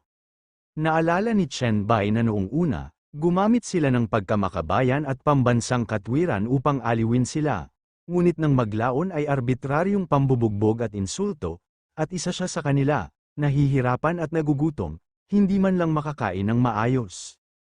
Ipinahayag niya na ang pinakakatawa-tawa ay ang sinumang magtangkang umalis ay inakusahan ng pagtataksil at tinutugis. Naalala ni Chen Bai kung paano siya pinilit na umalis kay Jiangcheng. Sa kasalukuyan, tinanong ni Chen Bai si Song Zekiong kung dapat ba siyang pumunta at magpaliwanag, at sumagot si Song Zekiong na, "Siyempre, hindi siya dapat dahil wala pa itong alam."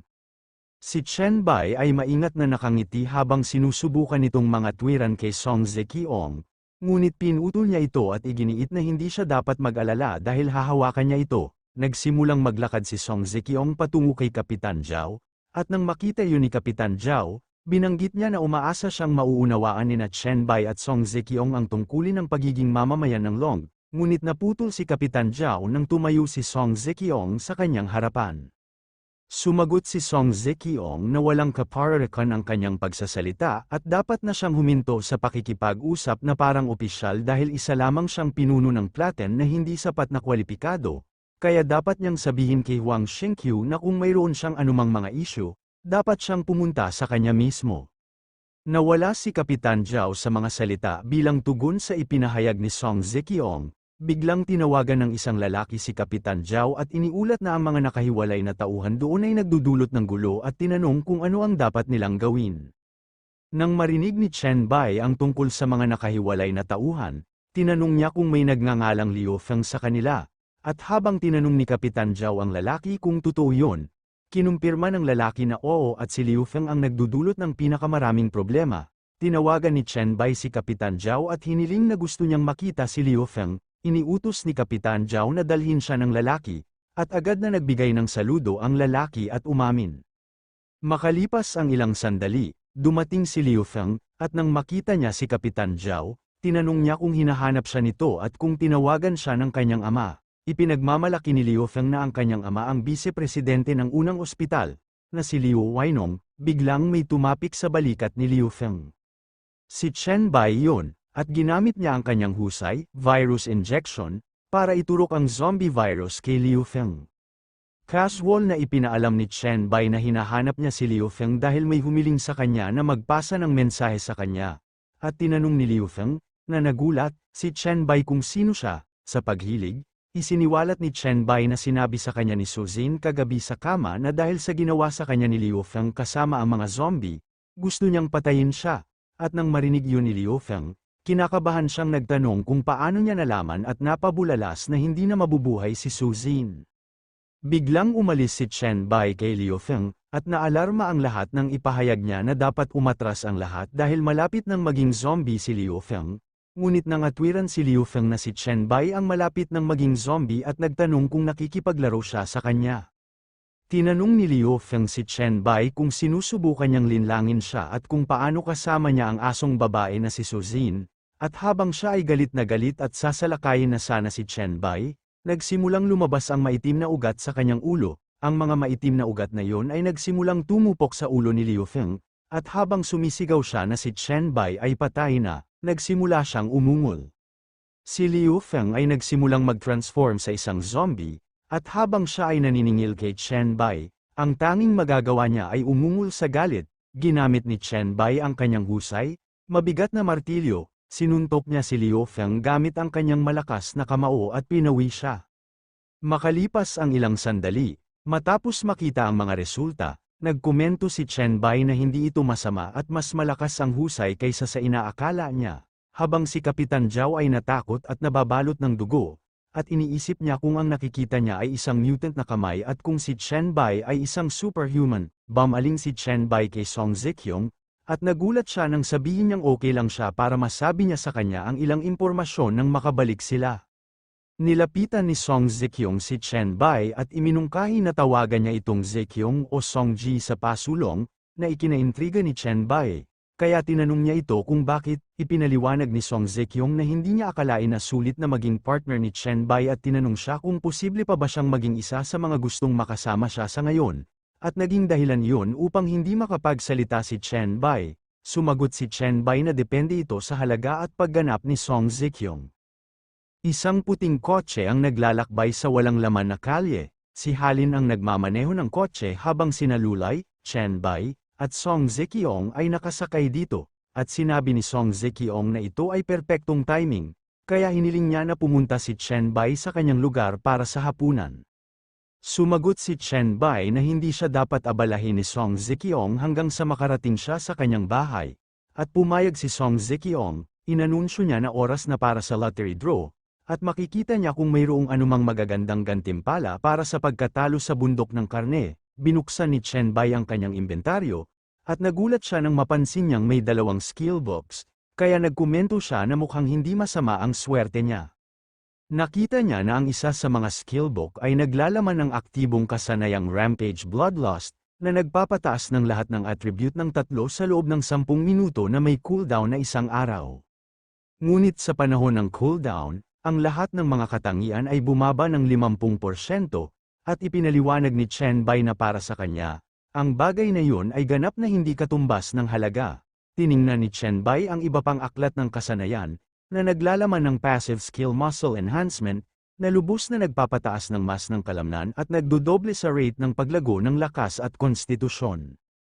At sinabi ni Chen Bai na hindi rin yun gagana dahil, mula sa kanyang nalalaman, ang mga gumamit nito sa kanyang nakaraang buhay ay lahat ay naging mga muscle freak, na lubos na nakakabawas sa flexibility. Binanggit niya na bagamat hindi ito kapaki-pakinabang para sa kanya, ang 2 aklat ng kasanayan na iyon ay lubos na mahalaga sa mga unang yugto ng paglilitis dahil, kung ito ay para sa pagbuo ng isang paksayon o pagrally ng mga tao, sila ay lubos na kapaki-pakinabang. Nabanggit ni Chen Bai na, sa pagsasalita tungkol sa pagbuo ng isang paksayon, oras na upang simulan ang pagpaplano, at habang tinitingnan niya ang kanyang kasalukuyang pera, napagmasdan niya na ang gantimpala sa pagpatay sa bundok ng karne ay 6 na gintong barya, na sapat lamang upang bumuo ng isang chat group.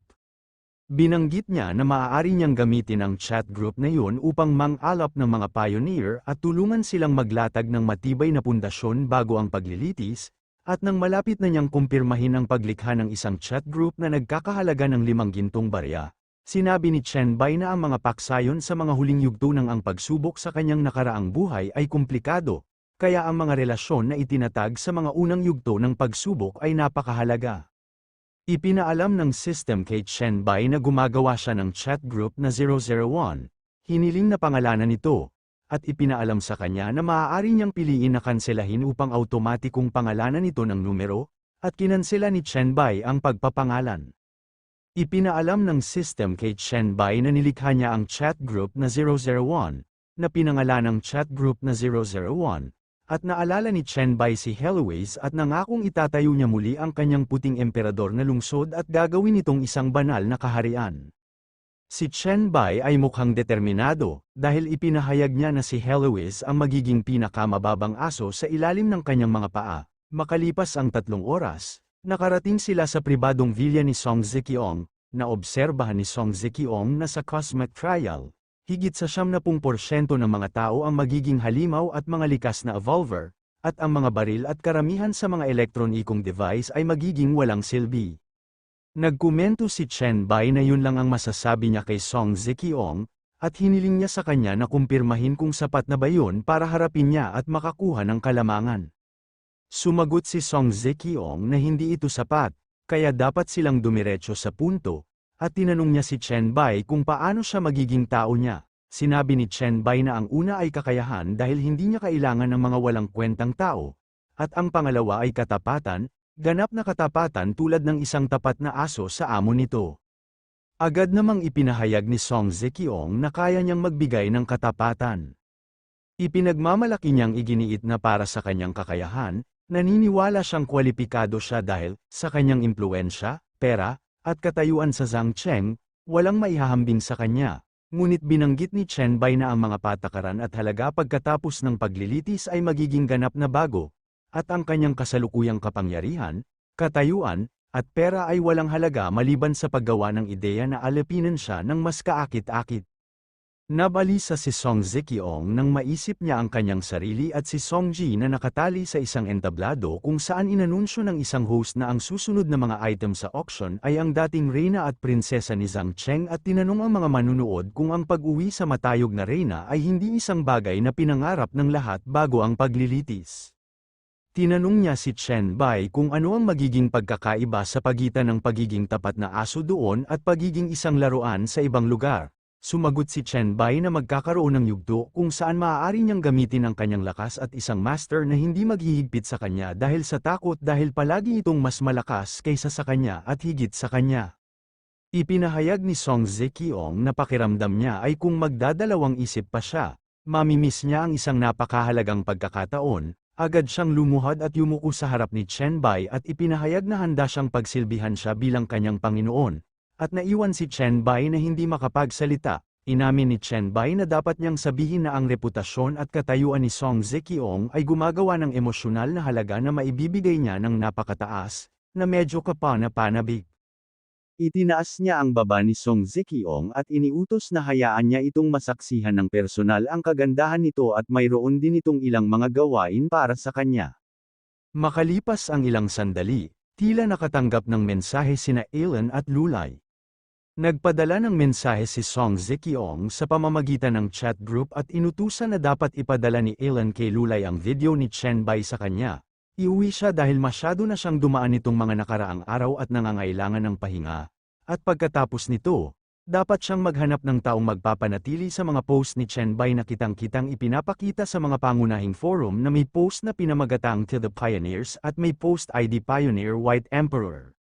Lumapit si Alan kay Lulay, ipinaalam niya na gusto ni Song Zekiong na ipadala niya sa kanya ang video ni Chen Bai at iuwi siya para magpahinga. Nang mabalitaan ni Lulay na uuwi na siya, tinanong niya si Alan kung wala siyang matutulungan, at ipinahayag ni Alan na binanggit ni Song Zekiong na marami na siyang pinagdaanan noong nakaraang 2 araw at gusto niyang umuwi siya, magpahinga, at huminahon.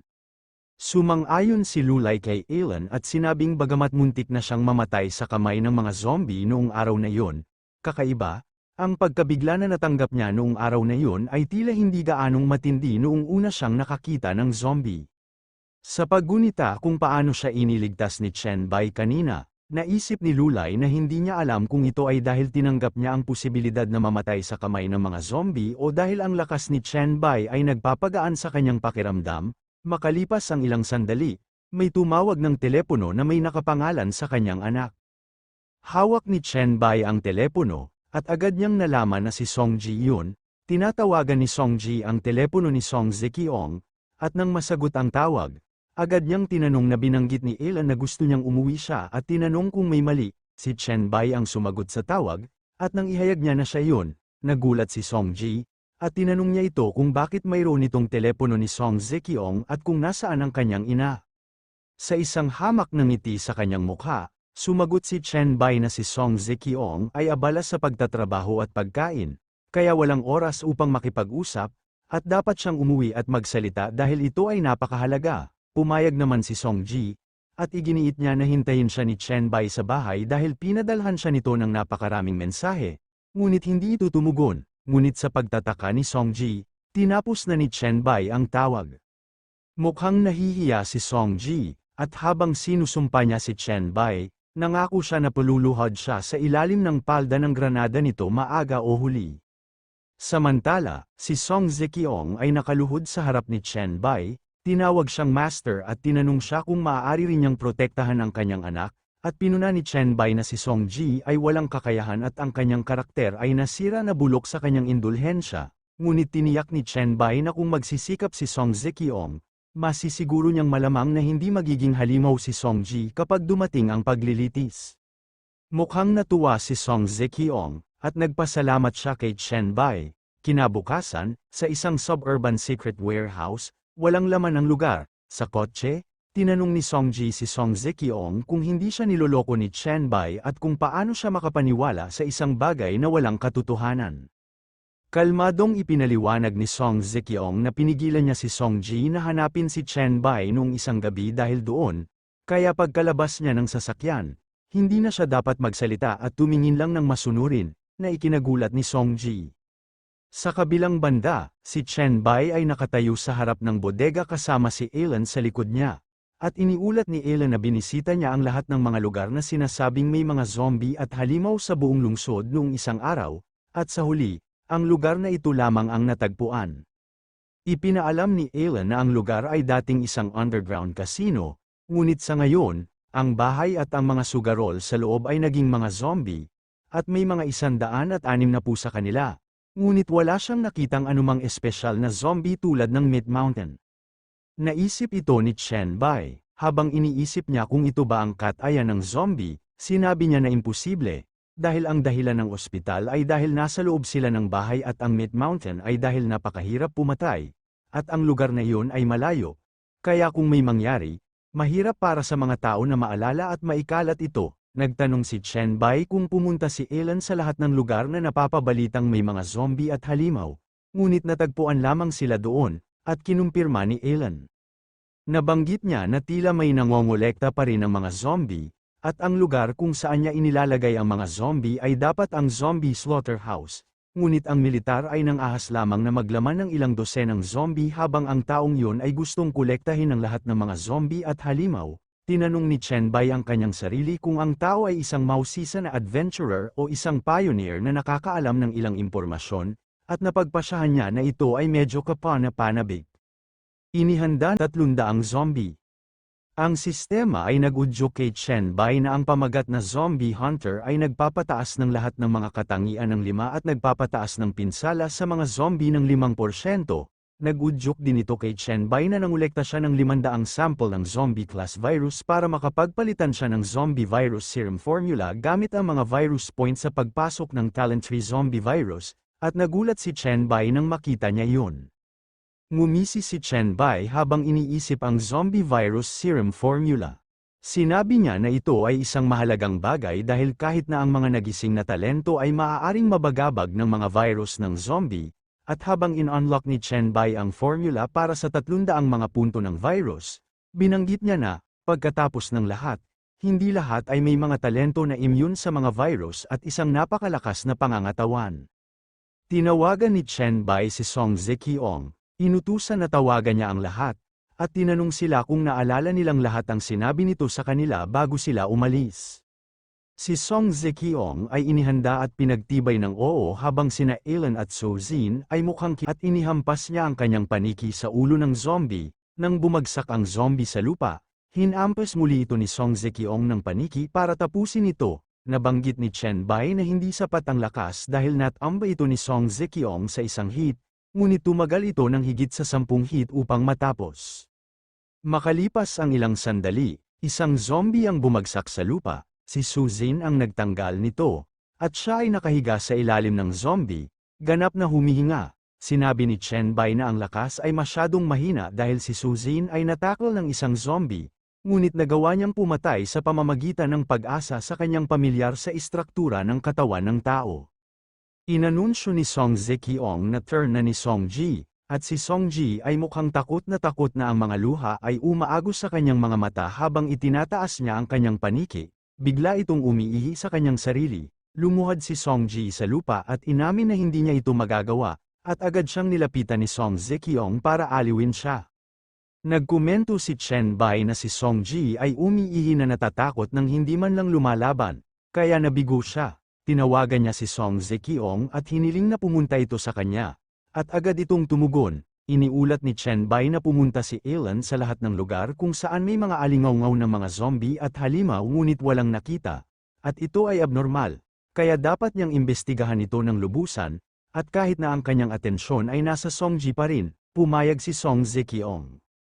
Sinubukan ni Song Zekiong na palakihin si Songji, ngunit pinutol siya ni Chen Bai at sinabing napakasama nito, lalo na para kay Songji, dahil wala siyang oras para dahan-daang sanayin sila, kaya dapat ayusin ni Song Zekiong ang pagsasanay ni Songji. Ngunit sinubukan ni Song Zekiong na mga tuwiran kay Chen Bai at nagprotesta na hindi niya naalis ang virus. Inabot ni Chen Bai ang isang papel kay Song Zekiong at inutusan na kunin niya ito. At nang makita ito ni Song Zekiong, nagulat siya at nagtanong kung ano yun. Nang kunin niya ang papel, nakita niya kaagad na ito ang zombie virus serum formula at nagkomento na mayroon itong mga komplikadong hakbang. Ipinaliwanag ni Chen Bai na maaari ring ilagay ni Song Zekiong ang mga materyales sa formula upang mabuo ito mismo at ito ang kahalagahan ng mga formula ng potion. Pinasalamatan ni Song Zekiong si Chen Bai para sa kanyang tiwala at nangako na gagawin niya ang lahat para makumpleto ang gawaing ipinagkatiwala nito sa kanya at panatilihing ligtas ang formula. Iniutos ni Chen Bai na gawin ni Song Zekiong ang kanyang trabaho at may magpadala sa kanya pabalik, at agad na yumuko si Song Zekiong sa kanya, at pumayag siya at iminungkahi na hayaan niyang ipadala siya ni Shu Anger. Pagkalipas ng ilang sandali, tinitingnan ni Chen Bai ang kanyang telepono, at nag-ungol siya na ang kanyang post ay dapat na nakita ng maraming tao, ngunit hindi niya alam kung may nakipag-ugnayan sa kanya noon pa man. Habang sinusuri niya ang post, nakita ni Chen Bai na maraming tao ang nagkomento tungkol dito, ngunit lahat sila ay isang grupo ng kalokohan. Tinatanong pa ng isa sa kanila si Chen Bai kung saang mental hospital siya nakatakas at kung gusto niyang magsulat ng nobela. Si Chen Bai ay mukhang nabigla, at tinanong niya kung anong uri ng mga bagay yun. Biglang may nakakuha ng atensyon ni Chen Bai. Isang taong may username na I'm Not a Shill ang nag-message kay Chen Bai ng pribado. Sinabi niya na siya ay talagang isang pioneer. Tinanong siya kung ano ang alam niya, kung bakit hindi siya tumugon, at kung nakita niya ang kanyang mga mensahe, at nang makita yun ni Chen Bai, napagmasdan niya na mukhang hindi lahat ng tao doon ay mula sa Lezi, kaya may ilang mga nadagdag. Tinanong ni I'm Not a Shill si Chen Bai kung naroon siya, kung ano nga ba ang isang pioneer, at hiniling na sumagot siya, at tinanong ni Chen Bai kung anong uri ang kanyang talento, at kinilala ni I'm Not a Shill na sa wakas ay sumagot siya sa kanya at ang kanyang talento ay S-level mental control, ngunit napagtanto niya kung ano ang ginawa niya at tinanong kung masasabi lang niya yon. Tumugon si Chen Bai ng hindi. Ngunit hindi siya dapat mag-alala dahil hindi niya ito isisiwalat at makakahanap siya ng komunikasyon sa panel na na-unlock ng Pioneer ng maaga. Maghanap para sa Chat Group 001. Binanggit niya na ipinaliwanag niya ang ilang mga pangunahing bagay sa mga dokumento ng chat group, ngunit kung mayroon siyang anumang mga katanungan pagkatapos basahin ang mga ito, dapat niyang hanapin siya. Nakita ni Chen Bai na tinanggap ng chat group ang isang taong nagngangalang Han Xiao, at nalilito siya. Sinabi ni Han Xiao na meron talaga siyang babaguhin ang pangalan ng grupo.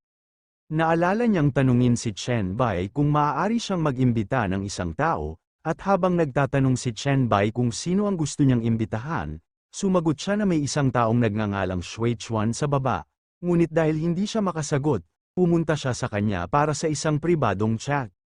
Ipinaliwanag niya na tinanong siya ni Shui Chuan kung ano ang alam niya, ngunit wala siyang alam. Kaya hindi niya ito pinansin, at labis na nagulat si Chen Bai nang makita niya ang pangalan kaya napabulalas siya na siya yun. Naalala ni Chen Bai ang Emperor-level powerhouse na kilala bilang Sui Kun, at matagumpay siyang ngumiti, masigasig siyang nagtatype sa kanyang telepono bilang sumasang-ayon siya ng oo. At kung mapapansin ni Han Xiao ang iba pang mga pioneer, maaari niyang imbitahan silang lahat. Nagtawanan si Chen Bai. Tinanggap ng chat group ang isang taong nagngangalang Shui Chuan. Sa 7:30 p.m., Tinawagan ni Song Zekiong si Liu Lei upang tanungin kung mayroong anumang mga resulta sa pagsisiyasat ng pagkolekta ng mga zombie, at kinumpirma ni Liu Lei na oo. Ibinunyag niya na ang mga puwersa ng Jiangcheng Lord ang gumagawa ng ganoong bagay, at ipinadala nila ang lahat ng nakolektang zombie sa Manakay Container Yard malapit sa Jiangcheng Wharf. Binanggit ni Liu Lei na nagpadala siya ng isang tao upang subukang makakuha ng higit pang impormasyon, at sa kasalukuyan, oras na upang magkita ayon sa napagkasunduan, ngunit hindi na sila bumalik. Ipinahayag niya na iniisip niyang hindi na kailangang maghintay pa. Biglang nahulog ang dalawang bangkay sa harap ni Liu Lei, at agad niyang tinakto ng bibig nito para pigilan ang sigaw nito. Nanginginig si Liu Lei dahil sa pagkabigla habang pinagmamasdan siya ng isang lalaki mula sa itaas at tumatawa. Kumaway ang lalaki kay Liu Lei, at naintrigue siya nang magulat ito. Nanginginig pa rin si Liu Lei, at napabulalas siya na siya ay natuklasan. Samantala, mapayapa ito sa mansyon ni Song Zekiong. May nag-message kay Liu Hui kay Chen Bai. Sinabi niya na sumali lang siya sa grupo at binasa ang mga tagubilin sa dokumento ng kanyang grupo, at marami siyang natutunan. Ngunit mayroon pa rin siyang ilang mga katanungan dahil medyo malabo ang kanyang mga tagubilin sa talento, kaya tinanong niya si Chen Bai kung matutulungan niya siyang maunawaan, at hiniling ni Chen Bai na ipadala niya ito ang Yinwood body, at ipinapaliwanag nito na ang Yinwood ang pinakayin sa kakahuyan. Ang pinagmumula ng buhay ay walang katapusan, at sa pagpasok ng kaluluwang yin sa katawan, ito ang lupay ng buhay na walang hanggan, at nang makita iyon ni Chen Bai, sinabi niya na ito ay isang antas ng SS, dahil sinabi ni Chen Bai na ang halaga ng pag-activate. Ang mga kakayahan ay medyo mataas dahil ang average na paunang kakayahan ng isang normal na tao ay 3 hanggang 5 puntos lamang. Sumang-ayon si Liu Hui at itinuro na ito ang dahilan kung bakit siya nag-aalangan, kaya pinayuhan ni Chen Bai na kung ang espiritu ni Liu Hui ay hindi bababa sa 3, nagkakahalaga ng espiritu upang maisaaktibo ang katawan ng kahoy, ipinaliwanag niya na ang dahilan ay simple dahil ang konstitusyon ang pundasyon, kaya hindi siya dapat maging isang salamin na kanyan, at binanggit ni Liu Hui na mayroon siyang 5 espiritu at nagpasalamat kay Chen Bai. Biglang may naglalakad na nagmamadali patungo kay Chen Bai, si Song Zekiong yun, at nang makita siya ni Chen Bai, tinanong niya kung ano ang nangyayari para sa kanya na magmadali. Mukhang nag-aalala si Song Zekiong nang ipaliwanag niya na nalaman ni Liu Lei na ang lahat ng nakolektang zombie ay ipinadala sa bakuran ng lalagyan ng manakay. Ngunit nahuli si Liu Lei, at hinihiling nila sa kanya na makipag-ayos. Tumayo si Chen Bai at tinanong si Song Zekiong kung nakipag-ugnayan sa kanya ang nanghuli, na ikinagulat niya. Natakot si Song Zekiong nang tanungin siya ni Chen Bai kung isinuko na siya ni Liu Lei. Mabilis siyang yumuko sa kahangahangang Chen Bai at iginiit na palakihin niya mismo si Liu Lei para makasigurado siyang hindi niya ipagkanulo ang mga ito. Bukod dito, si Liu Lei ay namumuno mula sa likuran noong panahong iyon, kaya ang problema ay dapat magsinungaling sa mga taong ipinadala niya upang mag-imbestiga. Sinabi ni Chen Bai na sa kasong iyon, ililigtas niya si Liu Lei, at pinasalamatan siya ni Song Zekiong. Sa kabilang banda, sa Manakay Container Yard, ang zombie na si Liu Lei ay itinali ng lalaki kanina, at tinawag niya ito sa kanyang pangalan. Ang lalaki ay si Xing Meng, at nagkomento siya na si Liu Lei ay medyo ignorante sa sitwasyon dahil hindi niya ito hinawakan bilang paggalang kay Song Zekiong dahil kung pipiliin ni Song Zekiong na magpasakop pagkatapos niyang dumating, siya ang magiging subordinate niya. Nagbabala ang lalaki na kung hindi gagawin yun ni Song Zekiong, lahat sila ay magiging playthings niya. Nanginginig si Liu Lei habang nagpupumilit siyang makawala sa kanyang mga pagpigil. Inabot siya ni Xing Meng ng inumin at iminungkahi na hayaan niya itong mag-toast muli sa kanya, at hindi niya ito dapat idora ng walang ingat, ngunit mariing tinanggihan ito ni Liu Lei at nakatingin sa malayo, biglang may nagsabi na ito ay toast at hindi lasing, at ang parusang alak ay hindi masarap sa lasa. Ang tao ay masayang hinihiwa ang steak, si Chen Bai yun, at nang banggitin niya na walang biyaya, kaya siguro ayaw ni Liu Lei sa pag-inom. Parehong nagulat sina Xing Meng at Liu Lei nang makita siya, mukhang tuliro si Xing Meng, at nagtaka siya nang umupo doon si Chen Bai. Tinanong ni Chen Bai si Liu Lei kung siya ay nagugutom, at habang inaabot siya nito ng isang slice ng steak, nabanggit niya na sinubukan niya ito at hindi ito masama. Nagbantay si Xingmeng, at tinanong niya kung sino si Chen Bai. Ipinaliwanag ni Chen Bai na nandoon siya para iuwi si Liu Lei habang si Liu Lei ay nag-e-enjoy sa steak na ibinigay sa kanya ni Chen Bai, kahit na nakatali pa rin ito. Umupo si Xingmeng at tinanong si Chen Bai kung ipinadala siya ni Song Zekiong. Ngunit tinanggihan niya ang kanyang sarili at napagmasdan na kung makakalapit si Chen Bai nang hindi niya napapansin, dapat ay pioneer din siya. Ang mga lubid na pumipigil kay Liu Lei ay hindi nakatali at nahulog sa sahig. Ipinaalam ni Chen Bai kay Liu Lei na dapat siyang magpatuloy habang hinihintay siya ni Song Zekiong sa kotse sa labas, at pumayag siya. Nagkomento si Xingmeng na tila nasa ilalim na ng kontrol ni Chen Bai si Song Zekiong. Kinumpirma ni Chen Bai na tama ito. Tumayo si Xingmeng at paulit-ulit na sinabi na ito ay kawili-wili. Ipinagpalagay niya na malamang na hindi madaling sumuko ang reyna ng Zhang Cheng, kaya dapat magkaroon ng maraming kawili-wiling pamamaraan si Chen Bai. Ibinuhos ang alak sa 2 baso. Iminungkahi ni Xingmeng na maaari silang makipagpalitan ng mga ideya dahil interesado pa rin siya sa mga bagay na yun. Napansin niya na sa 3 malalaking puwersa sa Zhang Cheng, pinasuko niya ang Panginoon at pinasuko ni Chen Bai ang reyna, kaya ang natitira na lang ay ang commander. Binigyan siya ng 1 baso ng alak. Iminungkahi ni Xingmeng na pumunta si Chen Bai at tulungan siyang maging hari ng Zhang Cheng, dahil maaari nilang gawin siyang pinagkakatiwalaan, at dapat silang mag-toast doon, ngunit agad namang tumanggi si Chen Bai. Nabigla si Xingmeng nang marinig niya ang idineklara ni Chen Bai. Laking gulat niya kaya ibinagsak niya ang 2 baso ng alak na hawak niya, at nabasag ang mga ito sa sahig. Tiniyak ni Xingmeng kay Chen Bai na hindi siya dapat mag-alala dahil mayroon siyang S-level talent, na siyang pinakamataas na antas, at tinanong niya si Chen Bai kung gusto rin niyang uminom ng punishment wine. Ikinuwento ni Chen Bai na bago siya dumating doon, tumingin siya sa paligid, at hindi lamang nangongolekta si Xingmeng ng mga zombie, gumagawa din siya ng mga zombie kasama ang mga buhay na tao, at ang pagkakaroon ng napakalakas na kakayahan tulad niya ay nakakapinsala at walang silbi, kaya mas mabuting mamatay ng maaga. Iginiit niya na hindi rin karapat-dapat si Xingmeng na tulungan siya dahil SSS level ang kanyang talento. Nagtawanan lang si Xingmeng, at nang ilabas niya ang kanyang matutulis na kuko, ipinaliwanag niya na ang kanyang talento ay tinatawag na slaughter progression, na maaaring permanenteng ilipat ang bahagi ng mga katangian ng napatay na target sa kanyang sarili at lumago ng walang katiyakan. Napansin niya na ang invincible top level na kakayahan ay S-level lamang at ang kay Chen Bai ay SSS level, kaya tinanong niya si Chen Bai kung natatakot ba siya na agad siyang maging Diyos. Sumagot si Chen Bai na malapit na ito, ngunit hindi niya masabi kay Xingmeng habang nasa isip niya. Isinasaalang-alang niya na ito ay lumabas na ito ay isang walang limitasyong paglago na purong talento sa uri ng labanan at ang kuko ay dapat nakagamitan. Sumulong si Xingmeng, at nang tawagin niya si Chen Bai na isang mayabang na bata, sinabi niya na umaasa siyang madaragdagan niya ang kanyang mga katangian pagkatapos ng kanyang kamatayan at hindi niya ito dapat biguin ng labis. 2 malalaki ito ng force field sa kanilang paligid. Sa Manakay Container Yard, si Xingmeng ay itinapon sa hangin nang sisingilan siya ni Chen Bai gamit ang kanyang mga bone claw.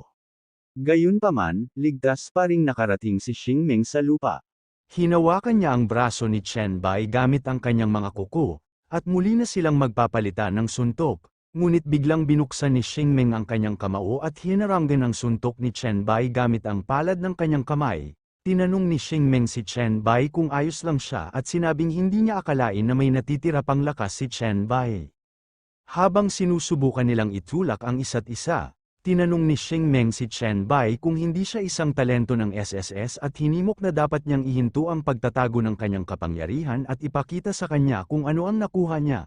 Sumagot si Chen Bai na ginagamit na niya ang kanyang talento, at hindi lang ito namalaya ni Xingmeng. Itinulak ni Xingmeng si Chen Bai palayo at napabulalas na dapat niyang ihinto ang pambubuli. Naalarma si Chen Bai nang makita niya ang ginawa ni Xingmeng. Inihagis ni Xingmeng ang kanyang mga kuko kay Chen Bai at pinabagsak siya patungo sa isa sa mga lalagyan. Ngumisi siya habang tinutuya niya na ang lakas, pangangatawan, at liksi ni Chen Bai ay mas mababa sa kanya, ngunit palagi siyang nagpapanggap na malakas. Ipinahayag ni Xingmeng na ang maliliit na panlilinlang ni Chen Bai ay wala sa harap ng ganap na kapangyarihan, Ngunit nahabol siya nang magsimulang manginig ang kanyang mga kamay. Tuwang-tuwa siya nang magsimula siyang umubo ng dugo. Si Xingmeng ay binomba ng mga abiso ng system na ang iba't ibang uri ng mga virus ay lumampas sa limitasyon ng kanyang pisikal na kaligtasan sa sakit, kaya ang kanyang mga katangian ay bumababa. Inabisuhan ng system si Xingmeng na nakakuha siya ng mga negatibong buffs ng takot sa liwanag at tubig, abnormal na temperatura ng katawan, mabagal na pag-iisip, mabagal na paggalaw, at tumaas na pagkonsumo ng tibay at mukhang natakot siya nang makita niya iyon at tinanong kung ano ang nangyayari. Paglabas mula sa pagkawasak ng lalagyan, sinabi ni Chen Bai na napakaganda ng pangangatawan ni Xingmeng kaya napakatagal bago magkabisa ang virus, at tinanong niya si Xingmeng kung ano ang pakiramdam ng pagkakaroon ng napakaraming sakit. Galit na galit si Xingmeng, at nang tawagin niya si Chen Bai na isang palihim na bastard, sumugod siya sa kanya. Ngunit nang hina na si Xingmeng, kaya madaling ibinaon ni Chen Bai ang kanyang bone claws sa dibdib ni Xingmeng. Ginamit ni Chen Bai ang kanyang husay, Evolution Dev R, at ipinagmalaki na sinabi niya kay Xingmeng na iba siya. At nakakalungkot na hindi siya naniwala, nang ang malabaging na aura ay ganap na nakabalot kay Xingmeng, inihayag ni Chen Bai na kukunin niya siya at kukunin ang mga nalikom mamaya para hindi niya ito mabaigo.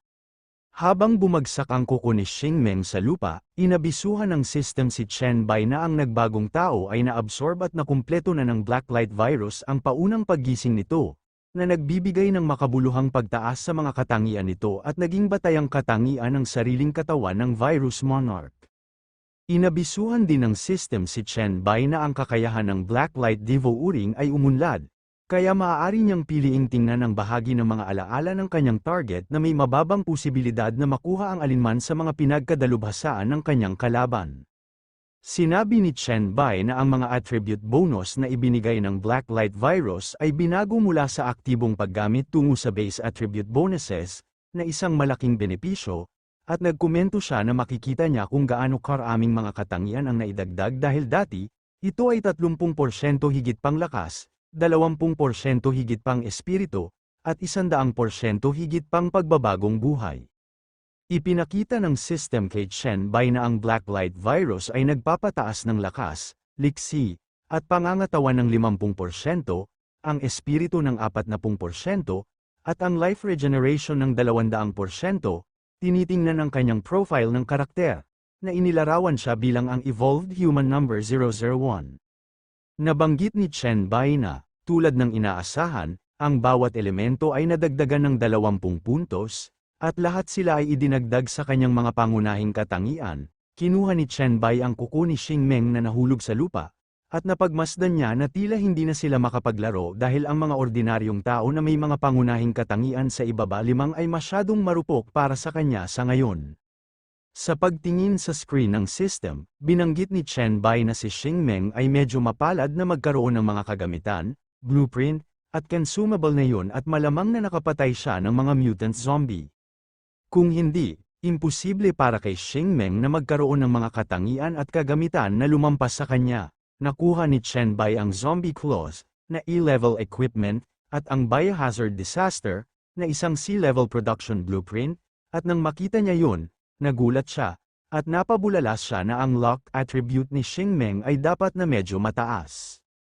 Isinara niya ang screen ng system at idineklara na sa kanya na ang lahat ng iyon, habang kumikinang ang crescent moon sa mga lalagyan sa bakuran, ipinakita nito ang pinsalang natamo ng mga lalagyan mula sa laban. Si Chen Bai ay lumalayo sa eksena, at habang inaalala ang kanyang nakaraang buhay, sinabi niya na, mula hanggang sa sandaling iyon, ang kanyang talento ay nawala mula sa I hanggang SSS, at ang mga alingaw-ngaw ng tatlong kakaibang mga kaganapan ay lubhang kapaki-pakinabang.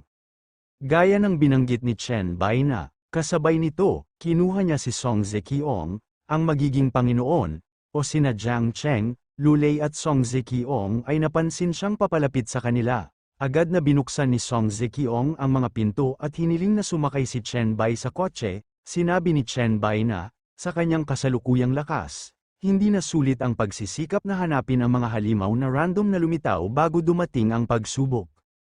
Iminungkahi niya na sa mga huling araw bago ang pagdating, dapat lang niyang subukang ayusin at maghanda para sa pag-unlad pagkatapos ng pagdating. Makalipas ang ilang araw, Naging mapayapa ang gabi sa villa ni Song Zekiong, tinitingnan ni Chen Bai ang lungsod sa pamamagitan ng malalaking salamin na bintana, at napagmasdan niya na malapit na ang pagsubok sa kanila.